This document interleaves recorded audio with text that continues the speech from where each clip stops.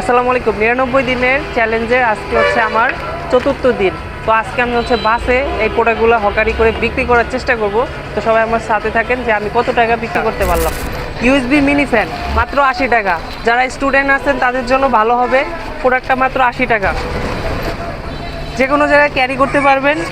USB mini fan দেখতে পারবেন, মাত্র 80 টাকা।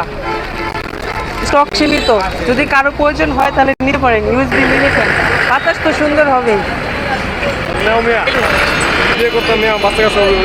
হ্যাঁ, বাসের মধ্যে মিনি ফ্যান বিক্রির পরে আমার এক সেট বইয়ের অর্ডার ছিল, সেটা ডেলিভারি দিছি।